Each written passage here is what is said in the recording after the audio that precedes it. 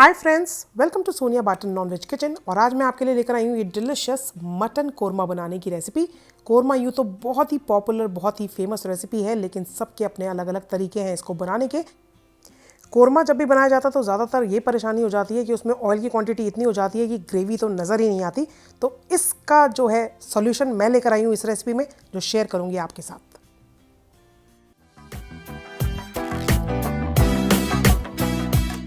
सो अगर आपको ये वीडियो पसंद आए तो मेरी वीडियो को लाइक ज़रूर से दें और मेरे चैनल को सब्सक्राइब करना बिल्कुल ना भूलें।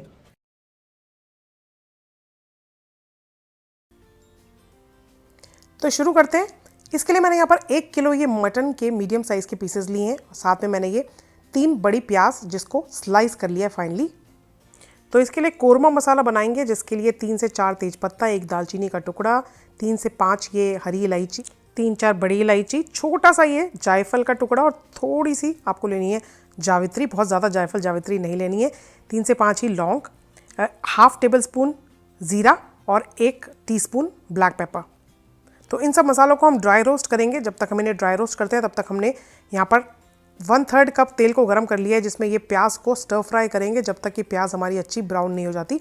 कोरमे में ब्राउन की हुई प्याज का बहुत ही इंपॉर्टेंट रोल है। तो प्याज जो ब्राउन होनी चाहिए आपकी, ना बहुत ज़्यादा ब्राउन हो जानी चाहिए और ना कम रहनी चाहिए। तो बिल्कुल अच्छा सुनहरा ब्राउन जब तक इस पर कलर नहीं आता तब तक हम इसको फ्राई करेंगे, लगातार चलाते हुए मीडियम फ्लेम पे। हमने ये मसाले जो हैं वो ड्राई रोस्ट कर लिए थे। इसको अब पीस कर एक दरदरा सा पाउडर बना लेंगे। ये असली खुशबू जो कोरमे की होती है ना, ये जान जो है वो इस मसाले में है। प्याज आप देख सकते हैं हमने लगातार चलाते हुए मीडियम फ्लेम पर इस तरीके से सुनहरी कर ली है। जब प्याज आपको इस तरीके की ब्राउन दिखाई देने लगे तो फ्लेम थोड़ा धीमा कर दें, क्योंकि आखिरी में जो है प्याज एकदम से फिर बहुत ज़्यादा ब्राउन हो जाती है। अगर ज़्यादा आपकी प्याज ब्राउन हो जाएगी तो कड़वा हो जाएगा आपका कोरमा, बिल्कुल टेस्ट नहीं आएगा उसमें और कड़वापन आ जाएगा ज़्यादा पकी हुई ब्राउन की हुई प्याज का। तो ये प्याज जो है जब ब्राउन हो गई है लाइट, तो हमने इसको निकाल कर एक पेपर टॉवल पे रख लिया है। तो इसी तरीके से ऑलमोस्ट सारी प्याज हम निकाल लेंगे। बस 1/4 पोर्शन प्याज का हम छोड़ देंगे तेल में ही, और उसमें डालेंगे हम ये मीट के जो हमारे पीसेस हैं, मटन के जो पीसेस हैं वो। और अब इसको बस हम अच्छे से पहले मटन को ही सिर्फ भूनेंगे जब तक कि ये आपको जो पिंक कलर मटन का नज़र आ रहा है ये बिल्कुल वाइट हो जाएगा, तब तक हम इसको लगातार चलाते हुए भूनेंगे। तो फ्लेम इस टाइम मैंने रखी है हाई और इसको लगातार इस तरीके से चलाते हुए हम भून रहे हैं। अब फ्लेम को धीमा करके ढक्कन ढक के करीब 5-7 मिनट इसको हम पकने देंगे। तो ये प्याज जो है आप देख सकते हैं हमारी अच्छी कुरकुरी हो गई है, और साथ साथ इन पे थोड़ी सी इसी तरीके से हवा जब और लगेगी तो ये और करारी हो जाएंगी और तेल जो है इसका बिल्कुल ड्रेन आउट हो जाएगा, क्योंकि हमने इसको पेपर टॉवल पे रखा है। अब मटन देख लेते हैं, हमारा 5-7 मिनट इसको धीमी आंच पे पकते हुए हो गए। तो इसी प्रोसेस में हम मटन पकाते भी जाएंगे और बाकी की चीज़ें ऐड करते जाएंगे। तो देख सकते हैं आप मटन ने अच्छा इसमें पानी छोड़ दिया है। तो अब इसके अंदर मैं डाल रही हूँ 2 बड़े चम्मच अदरक लहसुन का पेस्ट, और अदरक लहसुन के पेस्ट के साथ ही इसको अब भूनना शुरू करेंगे हम, थोड़ा सा पानी जब तक ये खुश्क नहीं हो जाता इसका।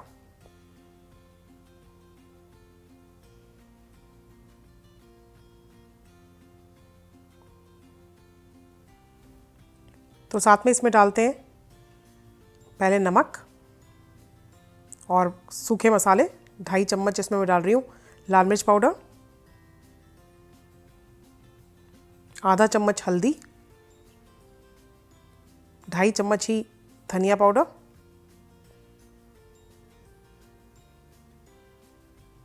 और जो हमने स्पाइस मिक्स प्रिपेयर करा था उसको डाल देंगे। थोड़ा सा मैंने ये बचा लिया है, अगर हमें ज़रूरत लगेगी तो हम बिल्कुल आखिरी में जब कोरमा बन जाएगा तो खुशबू के लिए इसको ऊपर डाल सकते हैं, लेकिन अगर हमें सफिशिएंट लगेगा मसाला तो हम इसको नहीं डालेंगे।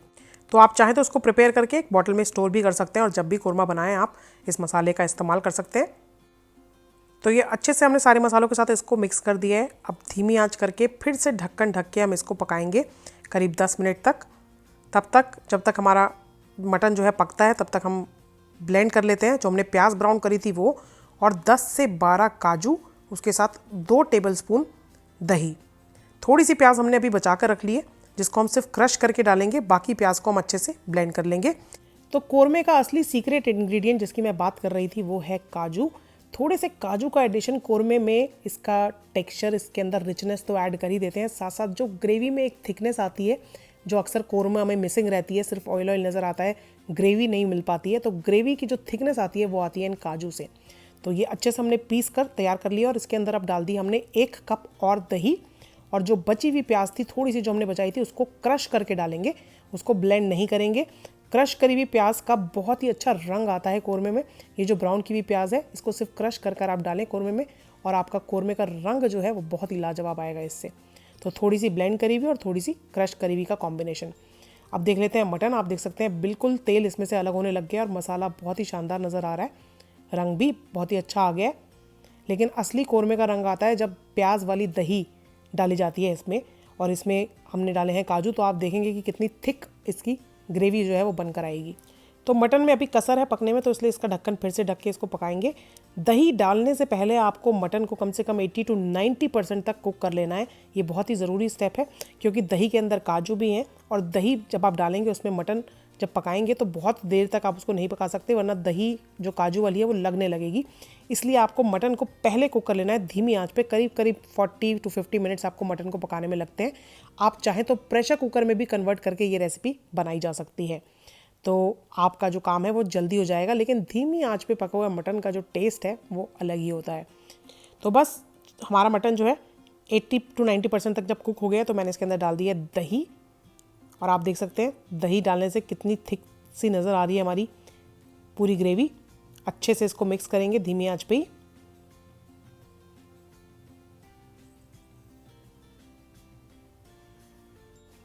तो अब धीमी आंच पे ही ढक्कन ढक के इसको 7-8 मिनट के लिए पकाएंगे। बीच में आप ढक्कन हटाकर इसको चला ज़रूर से लें। तो ये बीच में हम चेक कर लेते हैं इस तरीके से। देखिए तेल बिल्कुल अलग होने लगा है, कोरमे का रंग बहुत शानदार आ गया है। क्योंकि हल्की सी ग्रेवी इसकी थोड़ी थिक है तो मैंने बहुत ही कम इसमें पानी डाला है। वैसे तो पानी नहीं डाला जाता है कोरमे में, लेकिन क्योंकि इसमें हमने काजू डाले हैं, थोड़ी थिकनेस है इस ग्रेवी में, तो इसको लूज़ करने के लिए हल्का सा आप इसमें पानी डाल सकते हैं। तो ये फिर से ढक्कन ढक देते हैं जब तक कि तेल इसमें बिल्कुल अलग नहीं हो जाता और कोरमे का रंग बिल्कुल अच्छा लाल सुर्ख सा नहीं आ जाता, उस तब तक हम इसको पकाएंगे और मटन हमारा कम्प्लीटली सॉफ्ट नहीं हो जाता। तो ये देखिए कितना डिफरेंस आ जाता है कलर में, ग्रेवी के टेक्सचर में। तो ऑलरेडी बहुत ही शानदार ये लग रहा है, लेकिन जब तक हमारा मटन कम्प्लीटली नहीं पकता आप इसको धीमी आंच पर ढक्कन ढक के पकाते रहें। बीच में ढक्कन हटाएं और चला लें ताकि बिल्कुल ग्रेवी लगे ना। तो मैंने इसी तरीके से जब तक मटन कम्प्लीटली हमारा सॉफ्ट नहीं हो गया इसको पका लिया है, और ये लाजवाब मटन कोरमा बनकर बिल्कुल रेडी है। बस अब हम इसमें डालेंगे लास्ट में कुछ ड्रॉप्स केवड़ा एसेंस की। बिल्कुल कम आपको केवड़ा एसेंस का इस्तेमाल करना है, 2-3 ड्रॉप्स ही डालें। ज़्यादा केवड़ा एसेंस डालने से भी बहुत स्ट्रॉन्ग फ्लेवर हो जाता है जो कि बिल्कुल फिर अच्छा नहीं लगता है। तो बस 3-4 ड्रॉप्स केवड़ा एसेंस की इसमें डालकर आप इसको ढक दें और गर्मा गर्म उसके बाद इसको करें सर्व। आप चाहें तो जो बचा हुआ गरम मसाला हमने प्रिपेयर करा है, कोरमा मसाला, उसको भी ऊपर से छिड़क सकते हैं।